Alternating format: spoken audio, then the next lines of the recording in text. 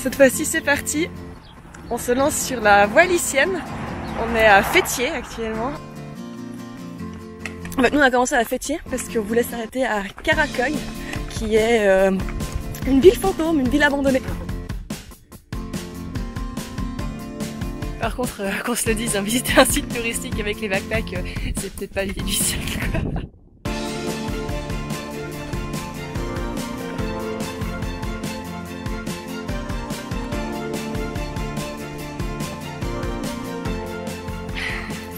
On va pas déconner. La montée depuis la plage pour rejoindre la voie lycienne officielle, c'est vraiment, vraiment dur. Notre tout premier spot bivouac en Turquie. Je crois qu'on n'est pas trop mal tombé là.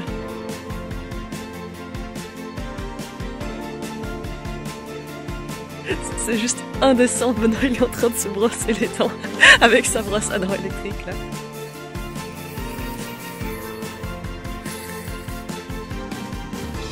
Petit arrêt pour un chai.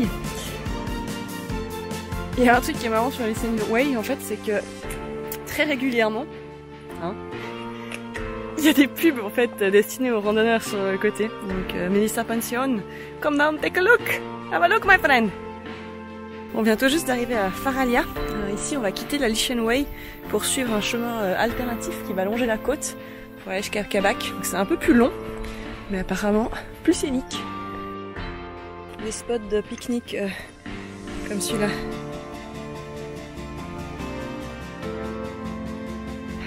Spot camping numéro 2.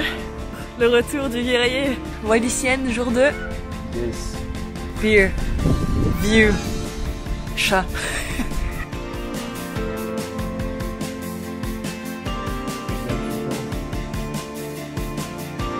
Pour éviter les serpents en randonnée, il y a deux techniques qui marchent très très bien.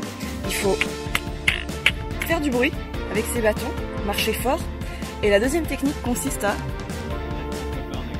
envoyer Benoît devant. Là, on vient tout juste d'arriver à Kabak. Très belle étape aujourd'hui. En fait, on a changé de plan parce qu'à la base, notre idée c'était que depuis Kabak, on voulait prendre un bus pour rejoindre Kalkan. Ensuite, partir jusqu'à Kash. Mais en fait, on s'est rendu compte que le bus, ça allait nous faire un détour monstrueux et quasiment perdre une journée dans les bus. Du coup, à la place, on a continué depuis Kabak et on est en train de monter vers Alinka. Jour 4 sur la Lycienne Way, on est en train de quitter Alinka pour descendre et rejoindre ensuite le village de Bel, qui se trouve là en haut.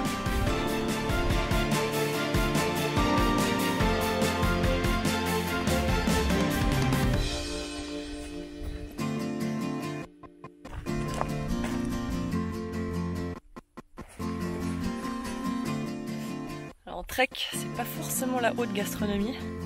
Par contre... Bon, on a ça. Ça compense.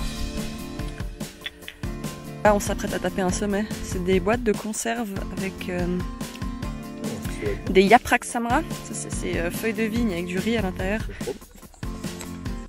Regarde la déguste. On voit mieux. On fait le job. En plein effort! Chaleur.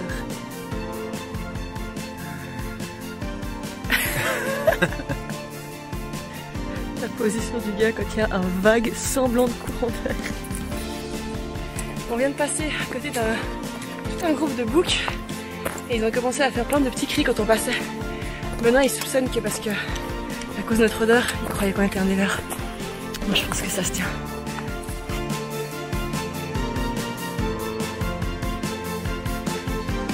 Ce soir, on passe la nuit à la ferme.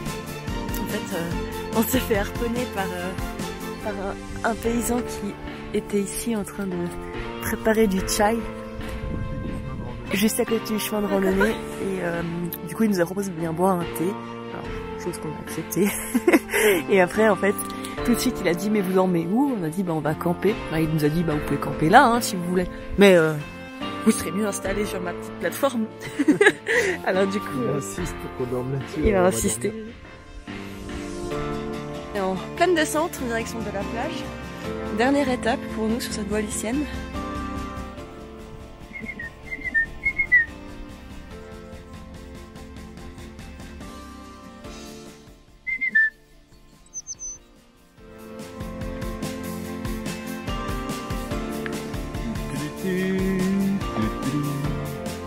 découvert des ruines ici, Alice.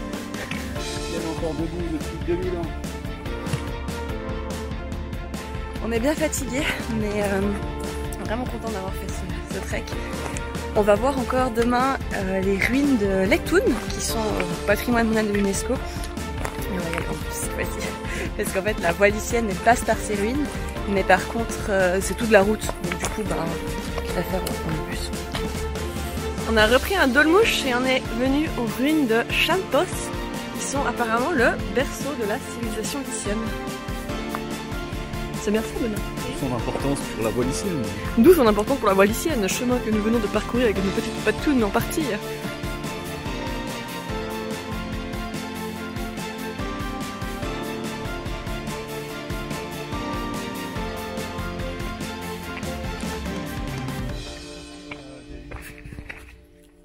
Tu viens de péter là? Non. Si. Mais non. C'était, je sais pas ce que c'était. Un criquet. Oui, c'est comme les chefs qui toussent quoi. Criquet qui pète. T'entends des choses qui n'existent pas.